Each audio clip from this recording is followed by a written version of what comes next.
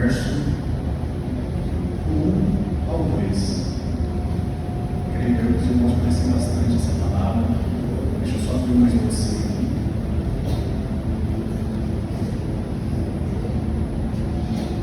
Amém? Portanto, caros irmãos, rogo-vos pela misericórdia de Deus, e que apresenteis o vosso corpo como sacrifício vivo, santo e agradável a Deus, que é o vosso culto lógico, ou em outras traduções, culto racional. Verso 2 agora. E não vos amoldeis ao sistema deste mundo, mas sede transformados pela renovação de vossas mentes, para que experimenteis qual seja a boa, agradável e perfeita vontade de Deus. A igreja de Deus pode se aceitar. Bom, que bênção estar aqui nesse culto, muito abençoado e culto de confirmação, desde o momento do início, da palavra de início, sobre cheios suaves, sobre como nossa vida está no altar, no momento dos louvores, no momento das ofertas, dos testemunhos também. Logo testemunhos de vida, de morte, né? Logo eu vou pregar, parece que nós perdemos o braço ano passado. Foi 9 meses que Deus me deu essa vitória. Para a honra e glória do santo nome do Senhor. Bom, quando eu recebi essa oportunidade do Francisco, ele passou um tema que era para se falar, que é o tema do ano da nossa igreja, né? Aproximarmos mais de Deus, e aproximar mais das pessoas de Deus. E durante essas 2 semanas eu tive orando, jejuando, e uma coisa que eu aprendi muito bem com meus pais é a palavra que vou pregar, qualquer que seja, ela primeiro vai saber para mim, para eu passar para vocês. Então eu sempre fui pedindo a Deus o que o Senhor quer falar comigo, o que tem que mudar na minha pessoa, essa pessoa ruim, o que eu tenho que mudar para passar para as pessoas.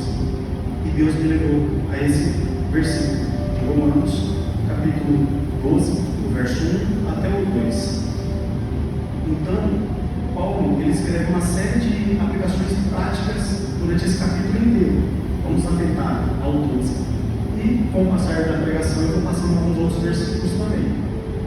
Aqui, primeiro, Paulo está rogando pelas nossas vidas em misericórdia ao Senhor e pedindo que a gente possa apresentar o nosso corpo como um sacrifício vivo, santo e agradável a Deus, que é o nosso culto racional. Logo na oferta, temos também a palavra sobre a gente apresentar nossas primícias, apresentar o nosso dia melhor. Olha como é que Deus faz tudo perfeito, tudo é confirmação, desde o início do culto até a palavra, até o encerramento. Então nós temos que apresentar o nosso dia melhor. E aí no verso 2, para a gente não se conformar com esse mundo, antes nós sermos transformados pela renovação das nossas mentes. O que mais a vida do cristão de transformação? Transformação, renúncia, renovo e vida de Deus. Aqui, segundo Paulo, a nossa fé ela tem que ser sincera e verdadeira em Cristo Jesus, manifestando-se na obediência amorosa e dedicada à sua palavra. Cristo fez o sacrifício. Semana passada estávamos tendo o Santa Ceia, lembrando o memorial que Cristo fez pelas nossas vidas, lembrando que Cristo passou pela minha e pela sua vida para nos libertar de toda a célula que era contrária, nos trazer libertação, nos dar livre acesso de sermos chamados filhos e filhas de Deus. Amém? Jesus Cristo foi o último e suficiente sacrifício, pagou todo o pecado do mundo, tanto o pecado que a gente já fez, tanto o pecado que a gente vai cometer, pois somos maus. A palavra que foi dita, o bem que nós queremos fazer a gente não faz, mas o mal que a gente não quer, esse sim a gente já está cometendo. O que seria de nós se não fosse a graça do nosso Senhor sobre nossas vidas? Cristo, ele pagou por todo o pecado, nos concedendo um livre acesso à presença do Pai. Então, partindo desse pressuposto, a primeira maneira que a gente tem que se pensar de aproximar de Deus é com a nossa oração. Como assim a nossa oração? Precisamos falar com o nosso Pai. Nós temos um livre acesso. Deus pagou por todos os pecados e nos deu livre acesso de sermos chamados de filhos e filhas de Deus. O que isso quer dizer? Você e eu podemos falar com Deus. Nós devemos falar com Deus e apresentar, orar, pedir misericórdia, orar, pedir perdão dos nossos pecados, orar, pedir revestimento do alto, orando com constantemente. E aí você se pergunta: irmão, mas eu não sei como orar. Igreja, a gente louvou. O louvor tem uma oração. Nós temos que passar por tudo com Cristo. Pedimos que o Senhor guie-nos para que em tudo em Ti confiaremos, que sobre as águas caminharemos, por onde quer que o Senhor nos chame. Amém? Sobre a oração, eu queria que colocasse no telão João, capítulo 16, do verso 23 e 24. Que a gente vai falar um pouco sobre oração. Essa é uma das maneiras de se aproximar de Deus. Isso aqui é Jesus falando: naquele dia, vocês não me perguntarão mais nada. E em verdade lhes digo que o Pai dará a vocês o que pedirem em meu nome. Deus está falando sobre oração. Tudo que pedimos no nome de Jesus Cristo, Ele nos concederá, conforme a sua graça e a sua misericórdia. Queria também entrar em João 14, no verso 13. E farei o que vocês pedirem em meu nome. Novamente, Jesus falando: o que pedimos no nome dele, Ele fará, para que o Pai seja glorificado no Filho. Aqui, igreja, Deus está dizendo que a gente pode alcançar algumas coisas em Deus, mediante ao nosso posicionamento. Como assim o nosso posicionamento? Deus sabe o que pedimos, Deus sabe a nossa mente, mas Ele precisa ouvir o que nós temos a dizer, o que nós temos a pedir e o que nós temos a orar. Oramos pela cura do nosso irmão Igor, oramos pelo cartão de oração, oramos pelo nosso familiar, aquele familiar que está lá em casa, e a gente quer a salvação dele. Então, um dos primeiros passos de você se aproximar de Deus é mediante a oração. Jesus Cristo foi um dos maiores exemplos de oração, sempre falando com o Pai. Lembro que a gente estava tendo das fantasias, eu estava fantasiado de Lázaro. Eu tinha algumas coisas para falar, só que o tempo foi muito curto. Mas eu vou falar agora, porque o tempo oportuno foi agora. Lázaro era um amigo muito próximo de Cristo, amado de Cristo. Olha, a gente só não era amado de Cristo, Lázaro também. E todo mundo conhece a história de Lázaro, que ele chegou a morrer. O mestre esperou dias exatos e foi lá e orou. Ele pediu que tirasse a pedra, ele chorou, se compadeceu, chorou com os que choram, mas orou ao Deus Pai. Ele orou uma vez e orou duas vezes, na segunda ele orou em voz alta. Por quê? Para mostrar para aquelas pessoas e mostrar para nós que a oração precisa ser verbalizada e que precisamos falar com Deus Pai. Amém? Mas também sobre oração, eu quero entrar no capítulo do livro de Tiago, 4:3. Não é rápido. Pedem, mas não recebem, porque pedem mal, com más intenções, com o fim de gastar os seus próprios prazeres. Aqui, está dizendo que alguns, às vezes eu, às vezes você, não estamos conseguindo o que pedimos, porque pedimos mal. O que isso quer dizer, igreja? Que a gente está fazendo a coisa certa, mas com a motivação errada. Fazendo a coisa certa da maneira errada. E grave na sua cabeça: fazer a coisa certa do jeito errado se torna errado. Amém? Vocês estão comigo? Coisa certa do jeito errado me lembrou bastante de Davi, da primeira pregação que tivemos aqui no Identidade Jovem, quando foi falado da presença do Espírito Santo e da importância que damos ao Espírito Santo. O pessoal se lembra da primeira pregação que Davi foi pegar a arca da aliança, só que fez de qualquer jeito e acabou levando a morte de pessoas. O que isso quis dizer? Davi estava fazendo a coisa certa? Estava, com a motivação errada. E olha o fim que aconteceu. E às vezes nós estamos fazendo isso. Como dito novamente na palavra da oferta, às vezes a gente vai entregar nossa oferta, às vezes a gente vai entregar nossos dízimos. Eu não estou falando de vocês somente, estou falando da minha pessoa também. Nós somos todos seres humanos. E entregamos da maneira correta, com a motivação errada, pedindo bênçãos, pedindo coisas que vão nos afastar dos caminhos do Senhor. E assim Deus não concede. Nós pedimos, mas pedimos mal, para nossas concupiscências do paladifício, da nossa carne. E falando sobre coisa certa, do jeito errado, entramos no segundo tópico de maneiras de se aproximar de Cristo, que é a nossa mentalidade. Quando nós temos uma mentalidade errada, pedimos de forma errada. Quando nós temos uma mentalidade errada, acabamos fazendo as coisas de Deus da maneira errada. Eu estou participando dos ministérios, eu estou cultuando, mas eu estou agindo da maneira errada, porque eu quero agradar ao Francisco, ao Patrícia. E não é glorificar o nome de Cristo, que é o correto, que é a maneira correta.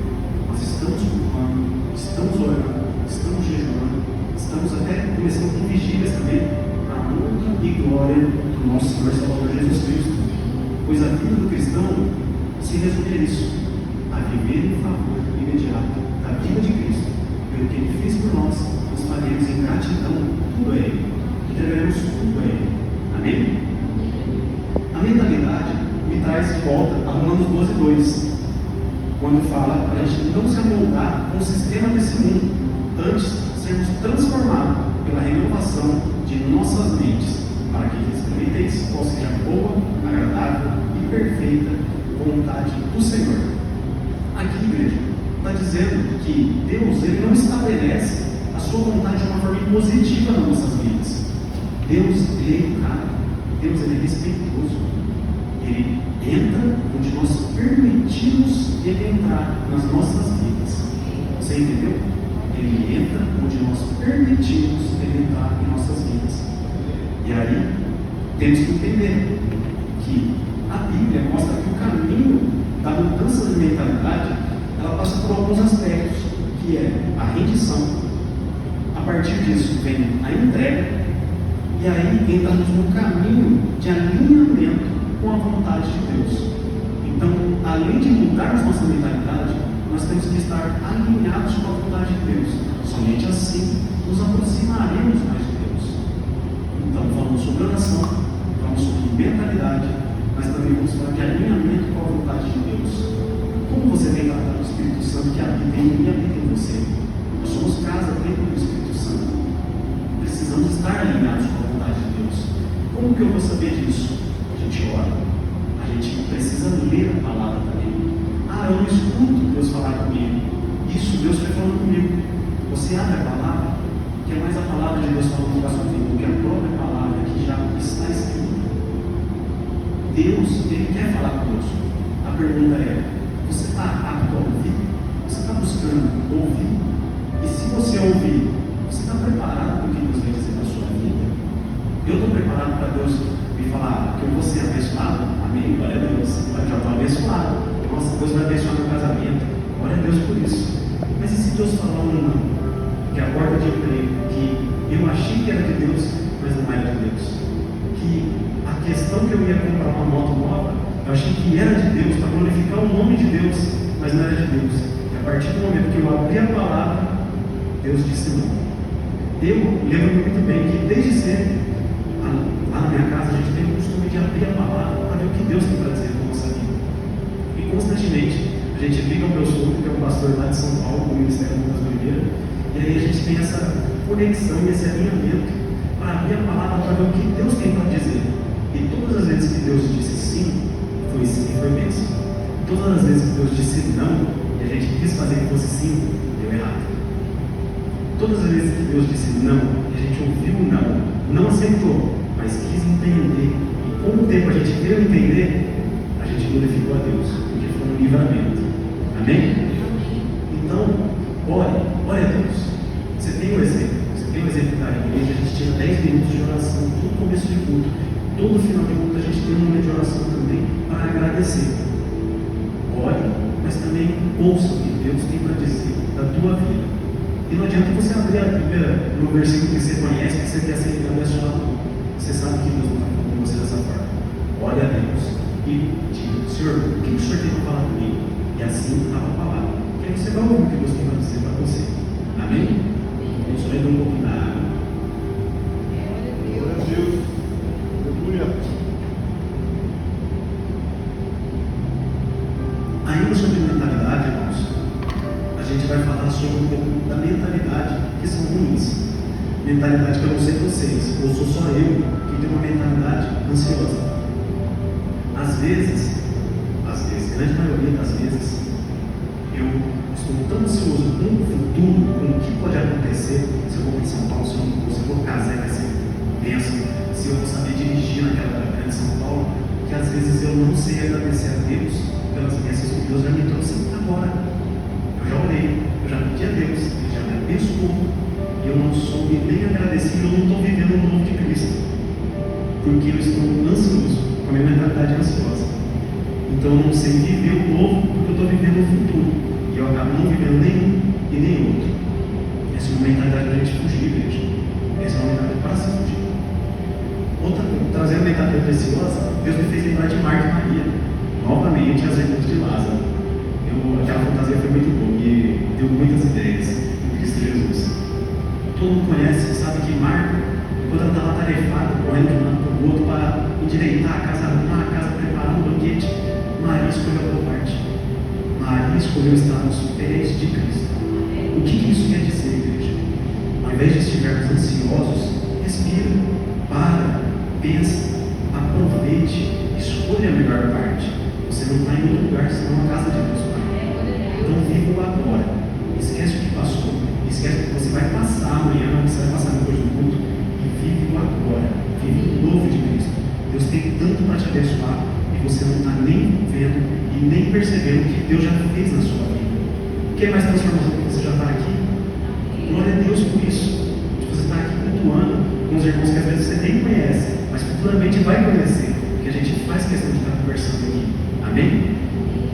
Sobre mentalidade ainda, a gente vai pensar que a transformação do cristão é um processo, ainda que talvez não imediato, mas é um processo. Ainda que a regeneração seja instantânea, o como completo da transformação não é instantâneo. Como que eu posso dizer isso? Eu vou citar o meu testemunho. Qual que é o meu testemunho? Eu não tenho um testemunho que eu desviei. Eu sou nascido e criado na igreja evangélica. Tenho pais pastores, só que a minha transformação é constante. Esse alvo que você está vendo agora não é nem de perto o alvo que era no ano passado, o alvo de ontem, o alvo de anos atrás. E constantemente eu fui procurando um processo, às vezes parava, às vezes me acomodava com a transformação que eu tinha, mas sempre Deus ia me remetendo a tudo que Ele já fez na minha vida. Eu precisava sempre ser transformado. Às vezes, na minha mentalidade, eu estava tendo uma mentalidade de escassez. O que é essa mentalidade de escassez? Eu achava que eu sou inferior. Como que eu posso dizer? De todos os meus irmãos, eu tenho 4 irmãos, eu sou o mais novo de todos eles. Tem irmão que joga bola, na verdade todos jogam bola, eu não jogo bola, eu sou ruim. De todos os meus irmãos, eu tenho um que tem 1 ano e 9 meses mais velho que eu. A gente sempre participou da mesma escola. E os professores sabiam que a gente era irmão. E eles faziam questão de lembrar que a gente era irmão. Por quê? Como a gente não é gêmeos, e nem se a gente fosse gêmeos, a gente seria igual. O irmão ele sempre foi muito bem, ele teve muita aptidão em qualquer tipo de disciplina. Já essa pessoa que nos fala, eu só sempre fui bom, nem em educação física que eu sou formado. Olha só que bênção que Deus faz. Até tal ponto, eu nunca vou me esquecer, mas eu perdoo e passei por esse processo de transformação, onde 3 professoras perguntaram para uma criança de 10 anos de idade: por que você é burro e você não é inteligente como o seu irmão? Olha só, essa é a mentalidade de escassez. Eu fico até chateado de ter ouvido isso. Hoje em dia, eu vejo que não serviu para me abalar, pois Deus sempre teve na minha vida, meus pais e minha mãe, meu pai e minha mãe, onde eles sempre disseram que eu sou uma bênção, que eu sou bem abençoado, que eu sou bem aventurado. E o principal, eu sou diferente dos meus irmãos. E meus irmãos são diferentes de mim. Cada um é diferente. E eu, trazendo para a igreja, você é diferente da irmã do seu lado. Como o corpo, não somos iguais. Cada um tem a sua especificidade. Às vezes um fala mais, às vezes outro fala menos, às vezes outro é mais atirado, outro tem ministério de louvor, outro tem outra palavra. Atente-se no que Deus te chamou para a sua vida. E se alguém te deu uma palavra que você não é capaz, que você é burro, não leve isso para o seu coração. Você é filho de Deus. Deus deu a vida pela sua vida para te dar o direito de ser chamado filho de Deus. Amém? Ainda continuando no meu testemunho, eu sempre toquei teclado, desde 8 anos de idade, graças à minha avó, que Deus a tenha. Com 8 anos de idade eu toquei teclado, parei, voltei aos 12, parei, voltei aos 16 e tocava no Ministério de Louvor na Igreja Casa de Oração, lá de adultos. Porém, eu tinha parado. Quando eu congreguei aqui na igreja, Deus reacendeu essa chama no meu coração para voltar a tocar teclado. E eu dei glória a Deus por isso. que eu queria que fosse Deus falando comigo. E Deus tocou isso no meu coração. Olha que estranho, um dia depois eu sofri um acidente e quebrei o braço. Tive uma fratura exposta. Poderia ter me abalado. Mas naquele momento eu percebi que foi um ponto de partida para eu largar a minha mentalidade de escassez e perceber que eu sou muito amado. Quantos irmãos me mandaram mensagem? Quantos pastores foram me visitar? Pastor Casa de Oração, meu pai, pastor Ivan. Deus abençoe a vida de cada um que esteve lá na minha vida. Mas ainda assim, a gente costuma, quando transformação sobre o processo, a gente costuma ter isso também. A gente pensa, por exemplo, quando eu sofri um acidente, eu pensei que eu nunca mais ia voltar a tocar teclado. Ao mesmo tempo, eu sentia muito desconforto para ter o movimento das mãos, porém, nunca desisti. Fazendo as fisioterapias, coloquei esse compromisso com Deus e comigo. Eu vou fazer todas as fisioterapias. E no treinamento, eu vou fazer o possível para voltar a movimentar minhas mãos. E hoje, para a honra e glória do Senhor, eu estou tocando melhor do que eu nunca toquei antes, irmão. Glória a Deus por isso. E eu me sinto abençoado e emocionado, pois tudo isso provém de Deus. Tudo isso provém de Deus. Eu não tenho dom, eu não sou o melhor, eu não sou nem de perto ou tecladista, mas Deus me capacita. O possível e do impossível. Da mesma maneira, Deus te capacita. O possível e o impossível, de acordo com a sua especificidade. Amém? Amém. Agora, vamos falar sobre outra forma de se aproximar de Cristo. O arrependimento. Essa parte é um pouco mais difícil para a gente que é a igreja, que a gente congrega desde sempre. A parte mais difícil é ouvir que a gente tem que se arrepender constantemente. Arrependimento, ele chega como uma rendição, que nos impulsiona a uma atitude diferente. Que atitude diferente? Se a gente mentir, a gente não mente mais. Se a gente falava mal, a gente não fala mais. Se a gente tinha ciúmes, a gente não tem mais. Se a gente é briguento, a gente não é mais. Não, mas esse sou eu sou assim e nada me muda. Deus te honra. A gente louvou, a gente ouviu da palavra de Deus. O que tem de nós não é bom. O que tem de bom em nós procede de Deus. Por isso, a transformação tem que ser constante.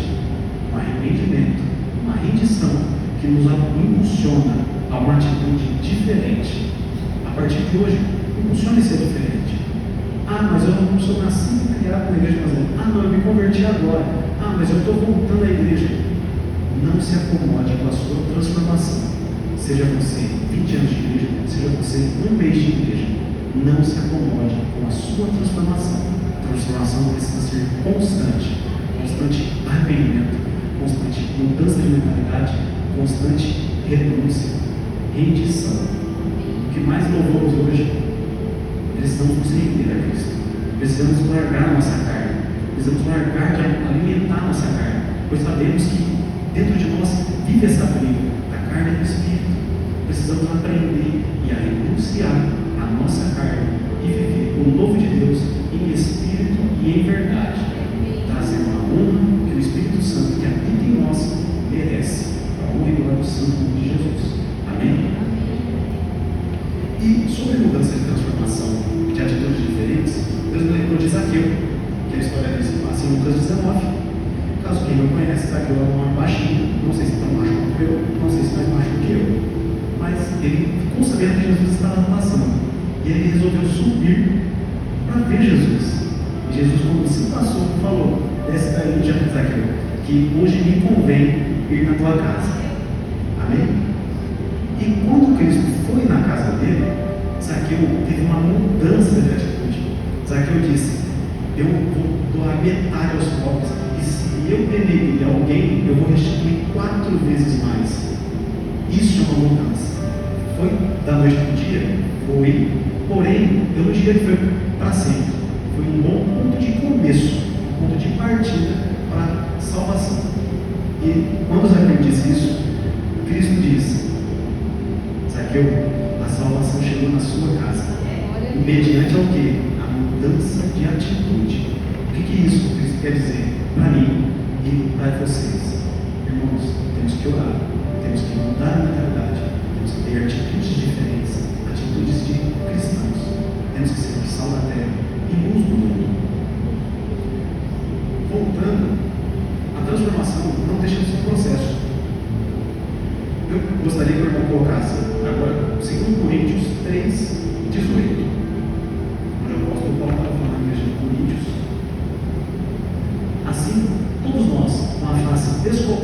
contemplamos a glória do Senhor, estamos sendo transformados segundo a sua imagem, com glória cada vez maior, ao qual vem do Senhor, que é o Espírito. Amém? A vida do cristão precisa ser pautada em transformação, viver de glória em glória, como diz o apóstolo Paulo. O que é esse glória em glória? É uma escada, é de glória em glória. Ontem eu fui isso, eu sou aquilo, amanhã eu serei isso. De glória em glória precisamos viver a transformação que Cristo quer para nossas vidas. Amém? A gente precisa buscar a renovação da mente. E agora eu gostaria, meu irmão trabalhando bastante no computador, abrir em Efésios 4, 22, e a gente vai ler até o 24. Pois, se não mudamos o raciocínio, não tem mudança de atitude. E se não há mudança de atitude, não há transformação. Quanto à antiga maneira de viver, diz consigo o velho homem, que se corrompe por desejos enganosos. 23. Para serem renovados no modo de pensar, para a mentalidade, se vestirem de novo homem, criado para ser semelhante a Deus em justiça e santidade provenientes da verdade. O que Cristo quer dizer com isso? O que o apóstolo Paulo está dizendo na igreja de Éfeso? Nós temos que nos transformar, temos que ser mudados. Porque o objetivo do cristão é o quê? Se tornar o varão valoroso da imagem e semelhança de Cristo Jesus. Nós temos de exemplo na Bíblia. Só abra e leia para você entender. Prometo ser em breve. Outra parte da transformação do cristão, seja novo, seja antigo, convertido, é tomar cuidado com as distrações. A gente já está transformado, a gente já está com mudança de mentalidade, a gente já está orando, a gente já está buscando de Deus, mas a gente está se distraindo com coisas ruins. Não. A distração pode vir de coisas boas, coisas que Deus provém para nós. O que seria isso? Senhor, o irmão pode colocar o Provérbios 4, 23, a gente vai ler até 27. O Senhor me deu um carro, você deixou de ir para a igreja. Senhor, mas eu vou casar, eu preciso ter um tempo de qualidade com a mulher. É óbvio, você precisa sim. Você precisa priorizar Deus, a sua família e a igreja. Mas não precisa ser essa o primordial. Nós temos que entender, como dito na palavra da oferta, temos que entregar as primícias a Deus, o nosso dia melhor. Não somente a oferta, não somente o dízimo, mas o nosso culto racional, louvando, agradecendo, ouvindo a palavra e guardando o coração, e entendendo, e levando para fora. Não adianta nada, só ouvir aqui para falar assim outra pessoa. Amém? Provérbios 4, 23. Acima de tudo, guarde o seu coração, pois ele origina a vida. 24. Afaste a sua boca as palavras perversas, fique de longe dos seus lábios a maldade. Olhe sempre para frente, mantenha o olhar fixo no que está diante de você. Considere a vereda que os seus pés tomam e seja firme em todos os teus caminhos. Não desvie nem para a direita e nem para a esquerda. Afaste os seus pés da maldade. Aqui está dizendo para você se afastar da maldade também, mas também não se distraia com as coisas boas que Deus tem provido na sua vida. Não seja ansioso, mas também não se distraia demais com as coisas que você está vivendo agora. Viva para Deus. Ofereça o sacrifício de melhor a Deus. Amém? Agora, às vezes a gente está dando um testemunho. Outrora, eu não estou sendo sal da terra e nem muito menos uma luz do mundo. Por quê? Como dito, Deus tem falado bastante isso comigo. Aqui dentro da igreja, a gente acaba cultuando, a gente acaba louvando, mas e fora? E fora? A pessoa que está lá fora não tem Bíblia, irmão. Se a gente precisa se aproximar de Deus, a gente precisa se aproximar de Deus para aproximar os outros de Deus. As pessoas que não têm Bíblia. Nós somos a Bíblia da pessoa. A pessoa vai ver o nosso testemunho e se for do agrado da pessoa e o Espírito Santo convencer a pessoa, ela virá congregar contigo. Então, precisamos ser diferencial. Voltando a Romanos 12, não nos mudando conforme esse mundo, sendo transformados mediante a palavra boa e agradável do Senhor. Amém? Porém, à medida que Deus vai nos chamando a nossa atenção, nós vamos corrigindo e nós podemos mudar. De que maneira que podemos mudar? O nosso irmão que está do lado, que está no serviço, que está na sua escola, faculdade, ele vai ver pelos seus frutos. E frutos, me lembra muito bem dos frutos do fruto do Espírito. Fruto do Espírito, esse que é falado em Gálatas 5:16. Mas antes do fruto do Espírito, tem se falado das obras da carne também. Vamos ler isso para entender. Gálatas 5:16, por favor. Já está ensinado. Por isso digo, vivam pelo Espírito, e de modo nenhum satisfarão os desejos da carne. 17. Pois a carne deseja o que é contra o Espírito, e o Espírito o que é contra a carne, que estamos louvando agora há pouco. Eles estão em conflito um com o outro, de modo que vocês não fazem o que desejam. 18.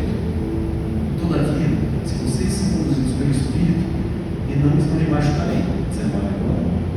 Ora, as obras da carne são manifestadas em imoralidade sexual, impureza, devassidão, idolatria, feitiçaria, inimizades, desavenças, ciúmes, ira, egoísmo, dissensões, facções, inveja, embriaguez, orgias e coisas semelhantes a essas.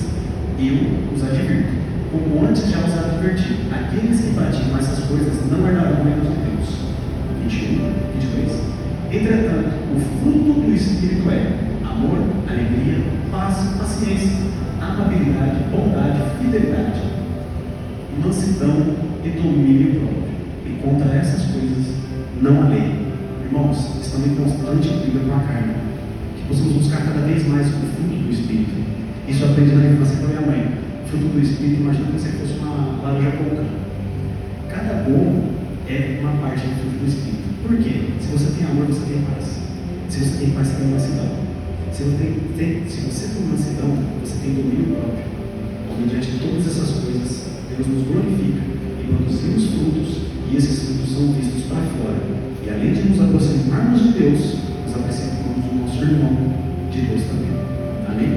O que isso quer dizer para finalizar com chave de ouro, para a mãe glória do nosso Senhor Jesus?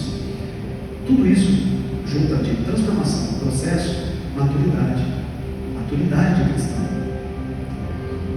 Aproximar de Deus para aproximar os outros. A Bíblia não fala somente do conhecimento, mas ela também fala de discernimento, para discernir não somente o bem, mas também o mal. Discernir o que nos abençoa, mas também discernir o que não nos abençoa. Então, nós precisamos entender que a partir do momento que você está novo em Cristo, a partir do momento que você se rendeu a Cristo, você está no processo de transformação. Você está nesse processo de transformação, você precisa entender que a cada dia você vai ver de glória em glória. Cada dia mudando, cada dia matando a sua carne e vivendo mais o Espírito. Conforme isso vai acontecer, você vai ter mais maturidade. Creio eu que a gente está todos em adultos aqui, correto? Mas espiritualmente falando, eu não sei dizer se o irmão é espiritualmente novo, se o irmão é espiritualmente adulto já. Então, cada dia mais temos que buscar maturidade do Espírito Santo. O que isso quer dizer? Mortifique sua carne, viva o novo de Deus, mude sua mentalidade. Não fique acostumado com a sua transformação que está tendo agora. Busque renovação. Renovação por base da palavra de Deus. Pois só ela é viva e eficaz para nossas vidas. Amém? O que eu quero dizer também? Maturidade até para a imposição de mãos. A gente tem orado, a gente tem buscado, a gente tem ido no monte orar também. Então, a mentalidade, voltando nisso também para falar, até tomar cuidado para você ir no monte para o meio de curioso. Se você vai no monte por ser curioso, não vá não. Se você está orando por conta de alguma outra coisa, ore buscando o Espírito Santo. Busque entendimento, pois lá é um lugar sério de oração que você vai buscar o Pai com outros irmãos. É um lugar de extrema santidade também, mas também de extrema batalha espiritual. Maturidade é para você impor a mão do seu irmão para orar. Na hora que você vai impor as mãos, porque imposição de mão é coisa séria, igreja.